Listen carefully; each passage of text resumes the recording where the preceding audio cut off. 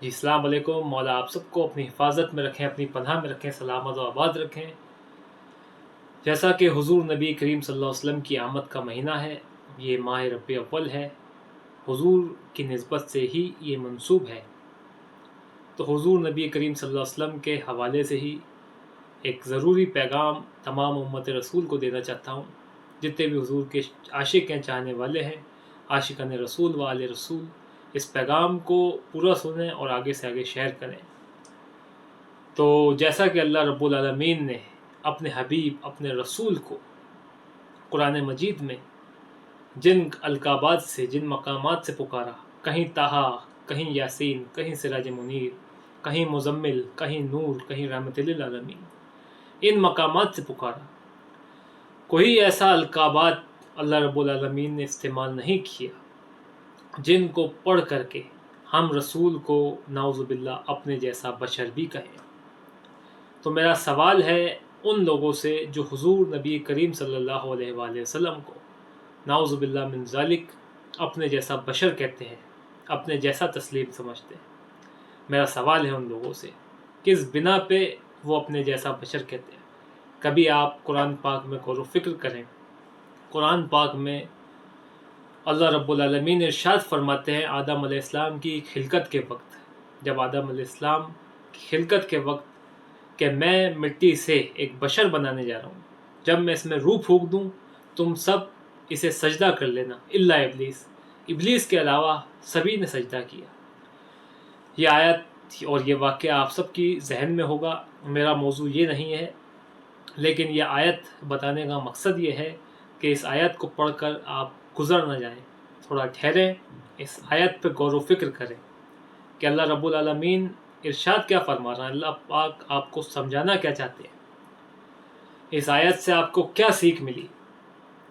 تو اللہ رب العالمین نے جو قرآن پاک میں ارشاد فرمایا، اس بات پر تمام عالم اسلام، تمام عالم مسلمان، ہم سب اس بات پر ایمان بھی رکھتے ہیں اور اس بات کو تسلیم بھی کرتے ہیں، اور جو آیت قرآن پاک میں آ گئی وہ تا قیامت تک کے لیے قانون بن گیا، وہ شریعت قائم ہو گئی۔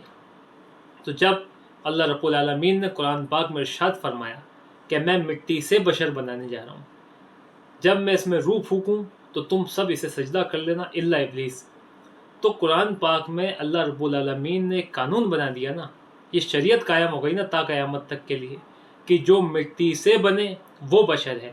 میں مٹی سے بشر بنانے جا رہا ہوں، جب میں اس میں روح پھونکوں تم سب اسے سجدہ کر لینا الا ابلیس۔ تو اللہ رب العالمین نے شریعت قائم کر دی کہ جو مٹی سے بنے وہ بشر ہے۔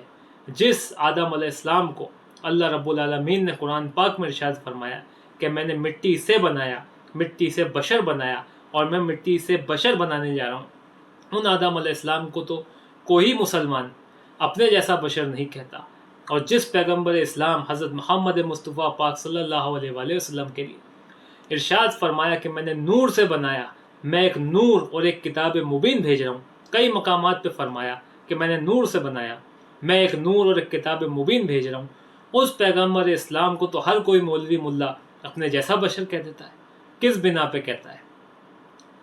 اور کافی لوگ کا یہ ایمان، یہ عقیدے بھی ملتے ہیں ہمیں دیکھنے کو کہ وہ کہتے ہیں کہ صرف اللہ سے مانگو، اللہ کے سوا کوئی نہیں، بے شک اللہ کے سوا کوئی نہیں، لیکن ان کے یہ عقیدے ہیں کہ نعوذ باللہ من ذالک آپ حضور نبی کریم صلی اللہ علیہ وسلم سے وسیلے کے حساب سے نہیں مانگ سکتے، حضور کو وسیلہ نہیں بنا سکتے اپنی دعاؤں میں، کیونکہ نعوذ باللہ وہ یہ سوچتے ہیں، ان کے یہ عقیدے ہیں، یہ ایمان ہے کہ آپ ان کے مزار سے بھی نہ مانگے، کیونکہ آپ لوگوں نے دیکھا ہوگا کہ جو لوگ مسجد نبوی گئے ہوئے ہیں، مدینہ شریف حاضری کا جن کو شرف ہوا ہے حاصل، ماشاءاللہ وہ لوگ بہتر جانتے ہیں کہ حضور کے جب روضے پہ جاتے ہیں تو وہاں پر مزار مبارک کی زیارت نہیں ہوتی، اور وہ 80 سال سے بند ہے، آپ کو شاید معلوم ہو تو، کیونکہ جب سے ترکی کی حکومت ادھر شفٹ ہوئی جب سے مزار کی زیارت بند ہے، کہ کیونکہ ان لوگوں کے عقیدے یہ ہے کہ مزارات پہ آپ ہاتھ نہیں اٹھائیں، دعا نہ مانگیں، کیونکہ اب وہ نعوذ باللہ من ذالک نہیں رہے، دنیا میں نہیں، اب آپ مزار سے دعا نہیں مانگ سکتے، صرف اللہ سے دعا مانگیں۔ تو ان لوگوں کا یہ عقیدے ہیں۔ تو میں ایک سوال پوچھنا چاہتا ہوں، پہلے کلمے پہ بات کی جائے کہ کلمہ کیا ہے۔ کلمہ صرف ایک اسٹیٹمنٹ نہیں ہے کہ ایک اسٹیٹمنٹ ہے آپ نے پڑھ لیا آپ مسلمان ہو گئے۔ کلمہ جو ہے اس کو آپ کو تسلیم کرنا دل سے، اس پہ فیتھ رکھنا، اس پہ ایمان لانا ہے، اس کی شہادت دینی ہے، اس کی گواہی دینی ہے۔ تو کلمہ ہے کیا؟ لا الہ الا اللہ محمد رسول اللہ، کوئی نہیں معبود سوائے اللہ کے، اور محمد صلی اللہ علیہ وآلہ وسلم اللہ کے رسول ہیں۔ غور کریں آپ اس بات پہ، اللہ کے رسول ہیں، اللہ کے رسول تھے نہیں، ہیں۔ تو آپ کس بنا پہ کہتے ہیں کہ اب وسیلے سے دعا نہیں مانگ سکتے؟ تا قیامت تک کوئی بھی داخل ہوگا اسلام کے اندر تو وہ یہی کلمہ پڑھے گا، یہی شہادت دے گا کہ اللہ کے سوا کوئی معبود نہیں اور محمد صلی اللہ علیہ وآلہ وسلم اللہ کے رسول ہیں۔ یہ رسالت، نبوت ایک عہدہ ہے، اور اس عہدے کے اوپر، اس منصب کے اوپر حضور نبی کریم صلی اللہ علیہ وسلم جب کائنات بنی نہیں تھی نا، تب سے تا قیامت تک فائز ہیں اور رہیں گے۔ یہ ہمارا ایمان ہے۔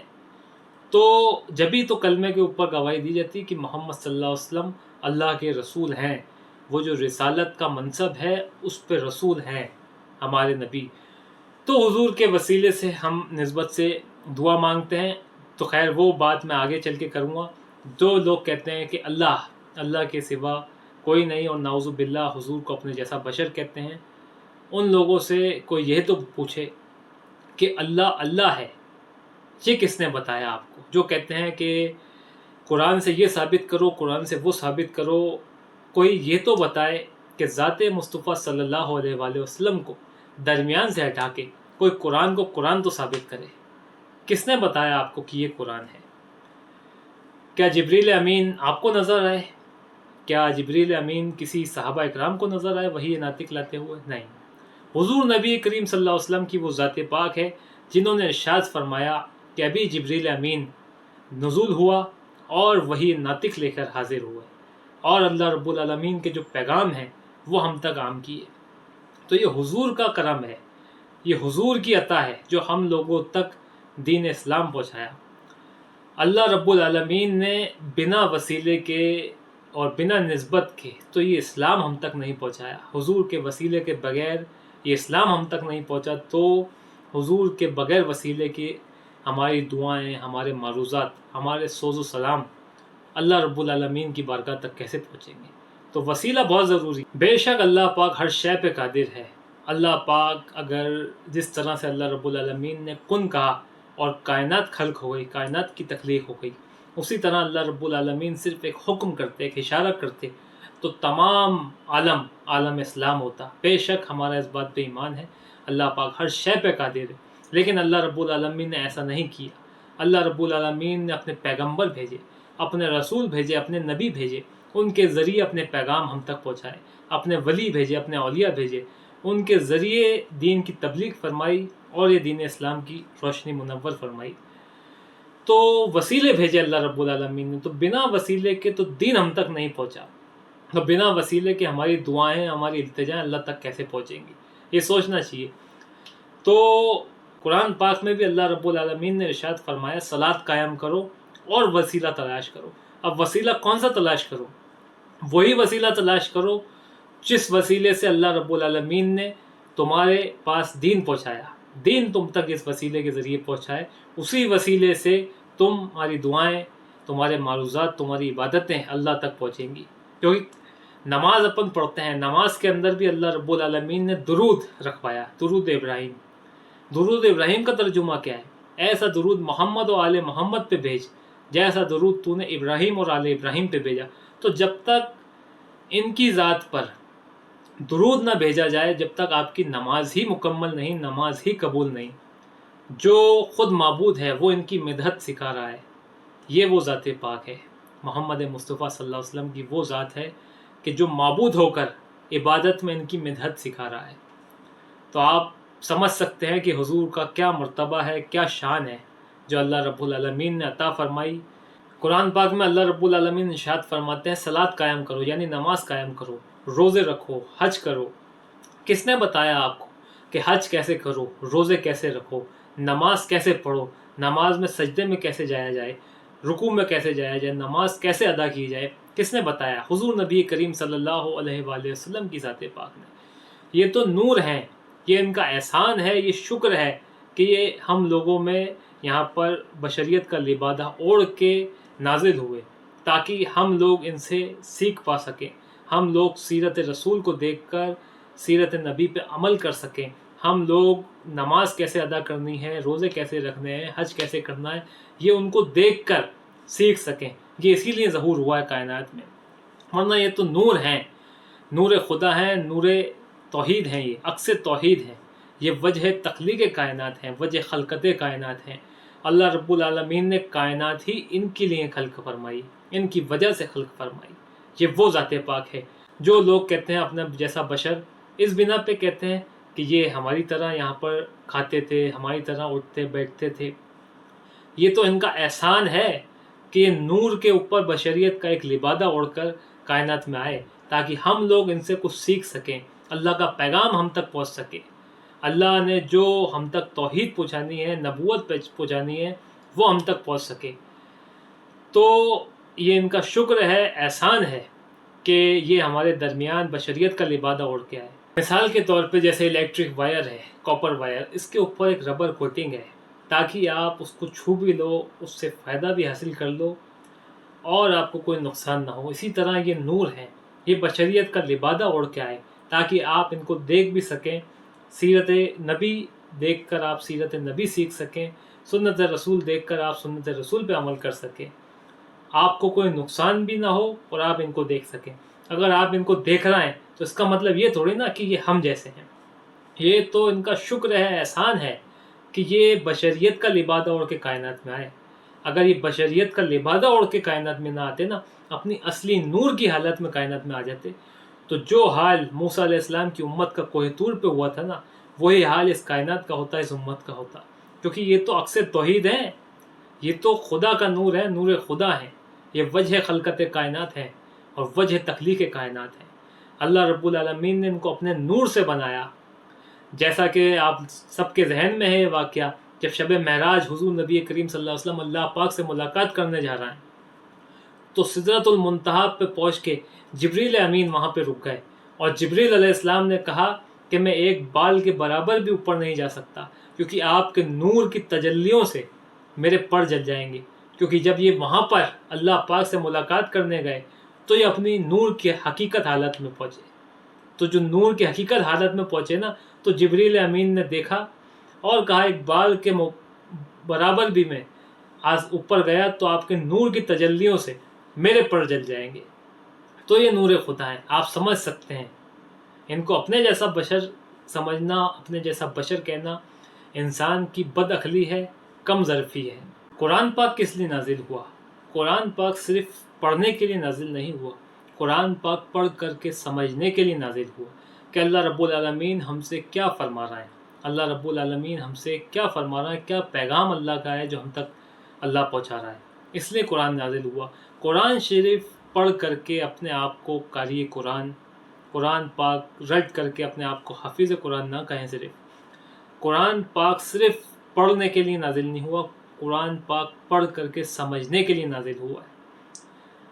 آپ کس بنا پہ کہہ دیتے ہیں حضور نبی کریم صلی اللہ علیہ وسلم کو نعوذ باللہ اپنے جیسا بشر؟ کبھی قرآن پاک میں غور و فکر تو کرو کہ اللہ رب العالمین فرما کیا رہا ہے۔ ایک اور آیت قرآن پاک میں جس کو آیہ میثاق کہا جاتا ہے، آیت میثاق، جتنی بھی میثاق کی آیت ہے نا، ان کا تعلق اس جہان سے نہیں، عالم ارواح سے ہے، عالم نور سے، یعنی عرش معلیٰ سے، اور اس کائنات کی خلقت سے پہلے سے جتنی بھی آیہ میثاق کی آیتیں ہیں وہ عالم ارواح، عالم نور کی ہے۔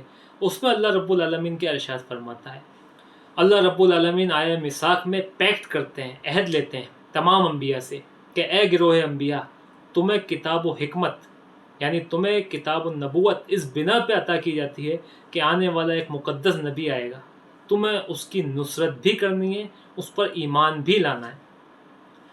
تو جو لوگ، میرا سوال ہے ان لوگوں سے جو عاشقان رسول اس بات پہ کہتے ہیں کہ نعوذ باللہ من ذالک کہ حضور آخر میں آئے اور آنے کے بھی 40 سال بعد نبی بنے. نعوذ باللہ من ذالک. کس بنا پہ کہتے ہیں کہ آپ 40 سال بعد نبی بنے؟ آپ کو یہ حق کس نے دیا کہ حضور کا یہ آپ طے کر سکیں کہ حضور کب سے نبی ہیں؟ آپ کس بنا پہ کہتے ہیں؟ ابھی تو اعلان نبوت ہی نہیں ہوا، ابھی تو کوئی راوی نہیں ہے، ابھی کوئی راوی مسلمان ہی نہیں ہے، کوئی ایمان ہی نہیں لایا، تو کس سے روایت لی آپ نے کہ حضور نبی کریم صلی اللہ علیہ وسلم 40 سال بعد نبی بنے؟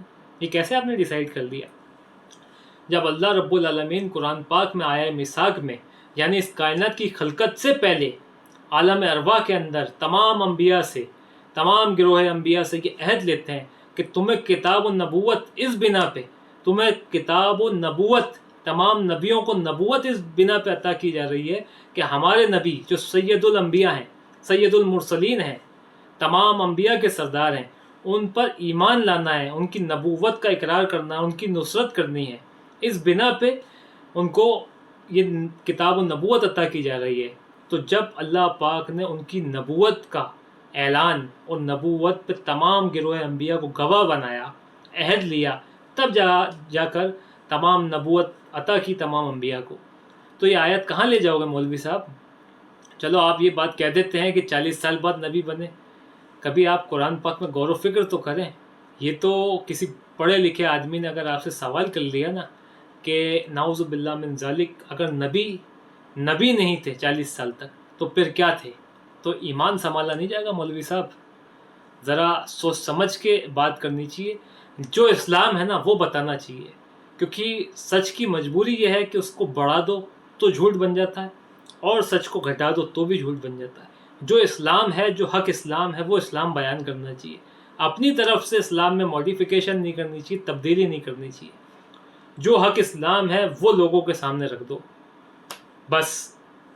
باقی مولا سب کو نیک ہدایت عطا فرمائے، سب کو اپنی حفاظت میں رکھیں، اور سب کو حق اسلام پر چلنے کی توفیق عطا فرمائے، صراط مستقیم پہ چلنے کی توفیق عطا فرمائے. حضور نبی کریم صلی اللہ علیہ وآلہ وسلم کے صدقے طفیل اور قرآن پاک پڑھ کر کے سمجھنے کی توفیق عطا فرمائے. صرف پڑھنے کی نہیں، پڑھ کر کے سمجھنے کی کہ اللہ پاک کیا قرآن پاک میں فرما رہا ہے، اللہ پاک اس کی ہدایت عطا فرمائے.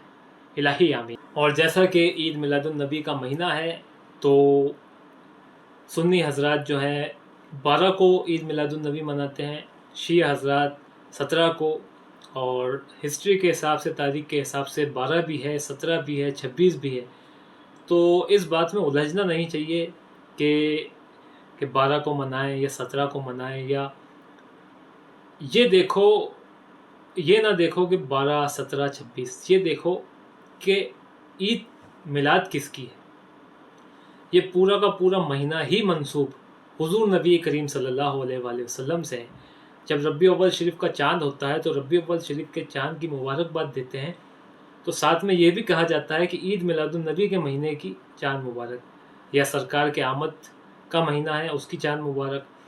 تو پورا کا پورا ربیع اول شریف کا جو مہینہ ہے وہ منسوب ہی حضور نبی کریم صلی اللہ علیہ وسلم سے ہے، اس کی نسبت ہی حضور نبی کریم صلی اللہ علیہ وسلم کی آمد سے ہے. تو کوئی 12 کو منائے تب بھی صحیح ہے، کوئی 17 کو منائے تب بھی صحیح ہے، کوئی 26 کو منائے تب بھی صحیح ہے، کیونکہ حضور فرماتے ہیں یہ نہ دیکھا کرو کون کہہ رہے ہیں، یہ دیکھا کرو کیا کہہ رہے ہیں. تو اسی بات کو آپ ذہن میں رکھتے رکھتے یہ دیکھیں، یہ نہ دیکھا کرو کون کر رہے ہیں، یہ دیکھا کرو کیا کر رہا ہے. کہ 12 کو بھی اگر ہے تو کس کی میلاد ہے، 17 کو بھی ہے تو کس کی میلاد منائی جا رہی ہے، اور 26 کو بھی اگر کوئی منا رہا ہے تو کس کی میلاد منا رہے ہیں. ہمارے آقا، ہمارے مولا حضور نبی کریم صلی اللہ علیہ وآلہ وسلم کی میلاد کا جشن ہو رہا ہے. اور تاریخ سے کیا، تاریخ مہینے کی محتاج ہے، اور مہینہ سال کا محتاج ہے، اور سال سورج اور چاند کا محتاج ہے. جب تاریخ نہ تھی نور محمد تھا، جب مہینہ نہ تھا تو نور محمد تھا، یہ سال نہ تھا تو بھی نور محمد تھا، آسمان نہ تھا نور محمد تھا، سورج چاند نہ تھا نور محمد تھا. کیا کہوں کیا تھا، جو بھی کہوں گا وہ الفاظ ہوں گے. کوئی الفاظ ہی نہ تھا تو تب بھی نور محمد تھا. کیا کہوں، بس اتنا کہہ سکتا ہوں، ایک بنانے والا تھا اور ایک بننے والا تھا. مولا آپ سب کو سلامت رکھیں، اپنی حفاظت میں رکھیں. آپ سب اس پیغام کو عام کریں، اور یہ رحمتوں والا برکتوں والا مہینہ حضور سرکار صلی اللہ علیہ وآلہ وسلم حضرت محمد مصطفیٰ صلی اللہ علیہ وسلم کی آمد کا جو مہینہ ہے تمام مومنین کے لیے مبارک ہو۔ مولا اس مہینے کے صدقے طفیل سرکار کی آمد کے صدقے طفیل اللہ پاک تمام عالم انسانیت کو اپنی حفاظت میں اپنی پناہ میں رکھیں، تمام جہان تمام عالم انسانیت سے اس وبا اس بیماری کا بھی خاتمہ فرمائے۔ مولا پورے جہان میں پھر سے پہلے کی طرح خوشحالی، امن، چین، محبت، اتفاق، سکون قائم و دائم فرمائے، سب میں ترقی، خیر و برکتیں عطا فرمائے، سب کے گھروں میں جتنے بھی لوگ اپنے اپنے گھروں میں میلاد کا جشن منعقد کرتے ہیں، مولا ان سب کے جشن کے میلاد کے نظر و نیاز کے تحفوں کو اپنی بارگاہ میں قبول فرمائے اور اپنے حبیب محمد مصطفیٰ صلی اللہ علیہ وسلم کے صدقے اور ان کی آل کے صدقے سب کے عرض معروف سب کی دعائیں فریادیں قبول فرمائے۔ مولا الہی آمین، الہی آمین۔ آپ تمام عاشقان رسول و آل رسول کو حضور سرکار غریب نواز یعنی عطائے رسول نائب النبی سلطان الہند عطائے رسول مولا غریب نواز کی بارگاہ سے عید میلاد النبی پہلے سے ہی مبارکباد دیتا ہوں، کیونکہ رسول تو تب سے رسول ہے جب یہ کائنات خلق نہیں ہوئی۔ یہ تو ہمارے لیے ہے کہ عید میلاد 12 کو منائی جائے، 17 کو منائی جائے یا اس مہینے، یہ نبی نہ مہینے کا محتاج ہے، نہ تاریخ کا محتاج ہے، نہ دن کا محتاج ہے، نہ سورج کا محتاج ہے، نہ چاند کا محتاج ہے۔ یہ نبی تب سے ہے جب آدم علیہ السلام مٹی اور پانی کے درمیان تھے، جب کچھ نہ تھا، نور محمد تھا۔ تو مولا آپ سب کو سلامت رکھیں، اپنی حفاظت میں رکھیں، اپنی پناہ میں رکھیں، مولا نگاہ کرم نگاہ خاص عطا فرمائیں۔